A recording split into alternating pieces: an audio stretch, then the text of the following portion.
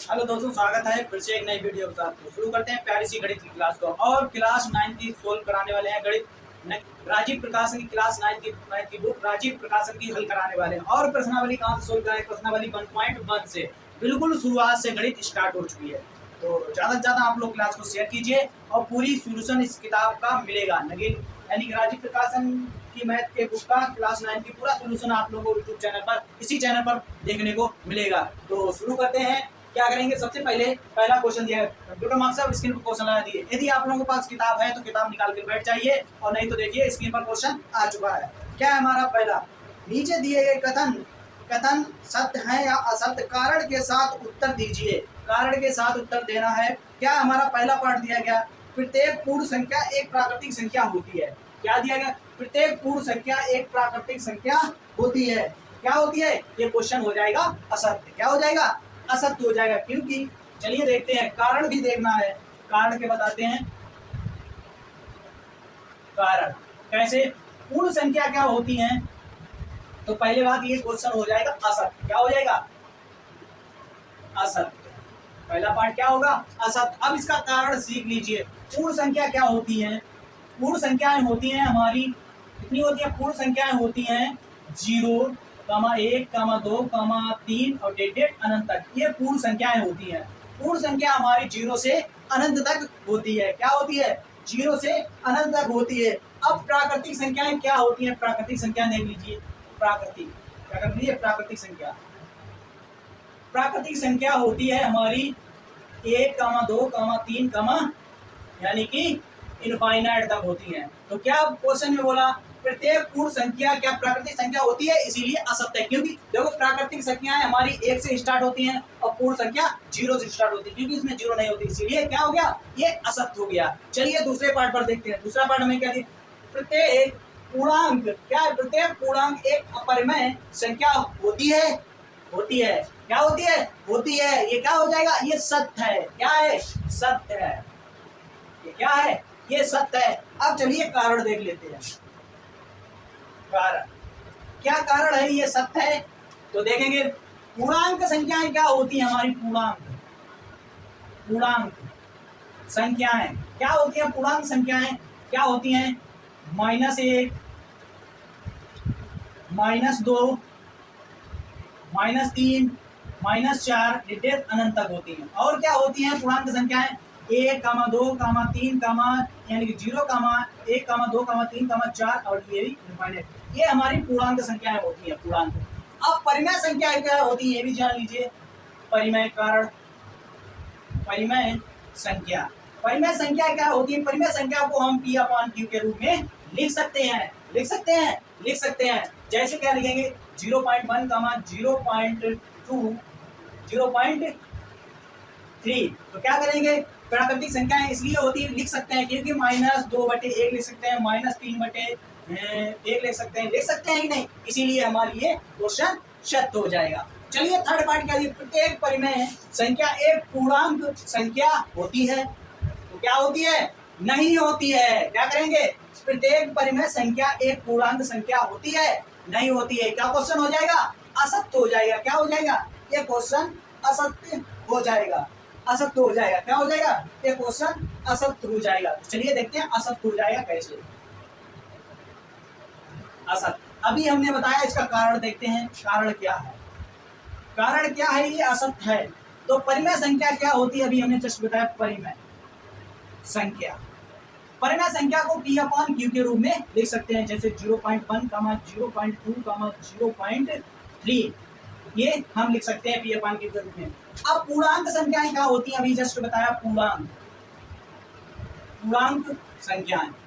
संख्याएं क्या होती हैं? -1, -2, -3 अनंत तक इनफाइनाइट तक जाएगा, और 1, 2, 3, 4 ये भी अनंत तक जाएगा। ये पूर्णांक संख्या। इसमें क्या बोला? प्रत्येक परिमेय संख्या एक पूर्णांक संख्या होती है? नहीं होती है। प्लस में होती है, माइनस में, दोनों में होती है। तो इसीलिए क्वेश्चन असत्य हो जाएगा। चलिए इसके बाद देखते हैं चौथा पार्ट क्या है? देखेंगे चौथा पार्ट। स्क्रीन पर क्वेश्चन आ चुका है। चौथे पार्ट का क्या है हमारा? प्रत्येक प्राकृतिक संख्या एक पूर्ण संख्या होती है। जल्दी से बताएं आप लोग। प्रत्येक प्राकृतिक संख्या, चौथे पार्ट का प्रत्येक प्राकृतिक संख्या क्या करेंगे, प्रत्येक प्राकृतिक संख्या एक पूर्ण संख्या होती है। तो जल्दी से बताएं, प्रत्येक प्राकृतिक संख्या एक पूर्ण संख्या होती है। चौथा पार्ट देखेंगे, चौथा पार्ट तो देखेंगे चौथा पार्ट क्या होता है। ये क्वेश्चन हो जाएगा सत्य। क्या हो जाएगा, ये क्वेश्चन हो जाएगा सत्य। चौथा पार्ट हो जाएगा सत्य। अब कारण देखना है, क्या करना है, कारण देखना है। चौथे पार्ट में कारण देखना है। प्राकृतिक संख्याएं क्या होती हैं, प्राकृतिक संख्याएं, प्राकृतिक संख्याएं वो होती हैं संख्याएं जो क्या से स्टार्ट होती हैं। वो संख्याएं होती हैं स्टार्ट हमारी 1, 2, 3, 4 डेड इनफाइनाइट तक जाती हैं। अब इसमें बोला है प्रत्येक प्राकृतिक यानी पूर्ण संख्या। क्या बोला, पूर्ण संख्या। अब पूर्ण संख्या क्या होती है, पूर्ण संख्या क्या होती है, पूर्ण संख्याएं होती है हमारी कहाँ से 0, 1, 2, 3, 4 डेड इनफाइनाइट तक जाती हैं।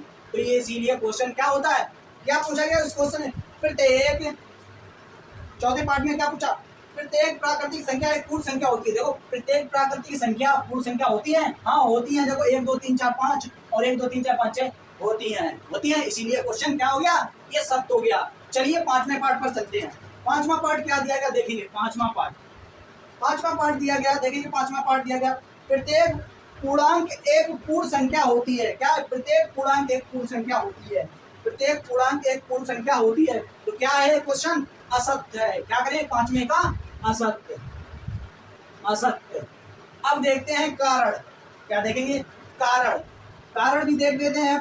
पांचवें का कारण दिया गया, पहले पूर्णांक लिखेंगे, पूर्णांक संख्याएं अभी बताया क्या होता है, -1, -2, -3 डेड इनफाइनाइट तक, 1, 2, 3, 4 डेड इनफाइनाइट तक ये पूर्णांक संख्याएं होती हैं। और क्या पूछा गया, इसमें पूर्ण संख्या यानी कितना पूछा गया, पूर्ण संख्या क्या होती है, पूर्ण संख्याएं वही संख्या होती हैं कितनी 0, 1, 2, 3 डेड इनफाइनाइट तक। तो क्या हो गया इसमें, क्या देखो माइनस इसमें है, तो इसीलिए क्वेश्चन क्या हो गया, पांचवा असत्य हो गया। चलिए कारण हमारा नोट साथ साथ में, कापी पेन निकाल के बैठे, साथ साथ में नोट भी करते चलें, क्योंकि कारण भी ऐसे ही आप लोगों को कॉपी पे दर्शाना है। तो तभी एग्जामिनर इसको नंबर मिलते हैं आप लोगों को, यही आपको सारे तरीके देखना है। और चलते हैं इसके बाद छठा पार्ट क्या दिया, प्रत्येक परिमेय संख्या एक पूर्ण संख्या होती है। जल्दी से आप लोग बताएं, आप लोगों के पास 1 मिनट का समय देते हैं, जल्दी से बताएं इसका क्या होगा, सत्य होगा या असत्य होगा।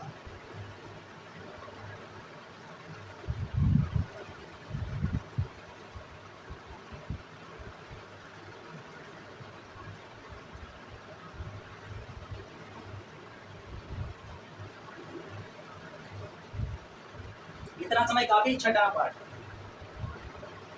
क्या दिया गया, छठे पार्ट दिया गया, प्रत्येक परिमेय संख्या एक पूर्ण संख्या होती है। क्या है ये, असत्य। क्या है, असत्य। तो चलिए देखते हैं क्या हमारा पूछा गया, परिमेय संख्या क्या होती है, परिमेय संख्या को P/Q के रूप में लिख सकते हैं, जैसे 0.1, 0.2, 0.3 ये लिख सकते हैं। और क्या हो सकती है 1, 2, -1, -2 ये होती हैं। तो अब क्या पूछा गया इसमें, और पूछा पूर्ण संख्या। अभी आप लोगों को बताया पूर्ण संख्या क्या पूछा गया, छठे पार्ट में पूर्ण संख्या क्या होती है, पूर्ण संख्या होती है 0, 1, 2, 3, 4 डेड इनफाइनाइट तक। ये हमारा कारण है। तो जल्दी से आप लोग नोट कीजिए, 6 पार्ट हमारे कंप्लीट होते हैं। और चलते हैं दूसरे सवाल पर, चलिए नोट कीजिए जल्दी से आप लोग।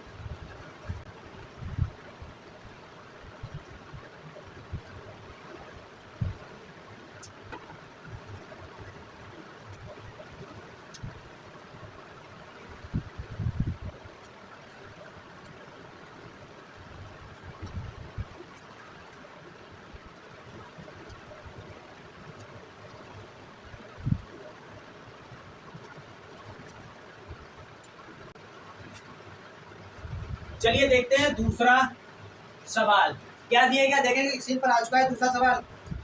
क्या शून्य एक परिमेय संख्या है, क्या इसे हम P/Q के रूप में लिख सकते हैं, जहाँ P और Q पूर्णांक हैं और P ≠ 0 है। तो क्या लिखेंगे, दूसरा पार्ट में लिख देंगे हाँ। क्या लिख देंगे, हाँ इसे, हाँ शून्य शून्य एक परिमेय परिमेय संख्या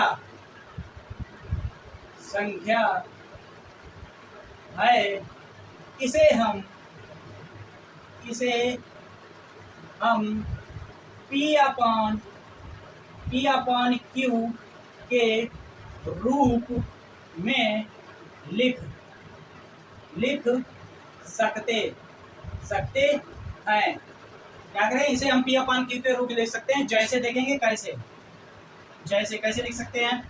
0/1 लिख सकते हैं, 0/2, 0/3, 0/4, यही डेट इनफाइनाइट तक लिख सकते हैं। यही हमारा इसका राइट आंसर है। क्वेश्चन उतार के यही सब आप लोगों को थ्योरी ये लिखना, दूसरे सवाल का यही आंसर है इसका। तो चलिए देखते हैं इसके बाद तीसरा सवाल क्या दिया गया। 3 और 4 के बीच में 6 परिमेय संख्याएं ज्ञात कीजिए। तो चलिए देखते हैं तीसरे सवाल का। 3 और 4 के बीच 3 और 4 के बीच 6 परिमेय संख्या ज्ञात कीजिए। चलिए ज्ञात करते हैं। 3 और 4 के बीच में 6 परिमेय संख्या ज्ञात करते हैं।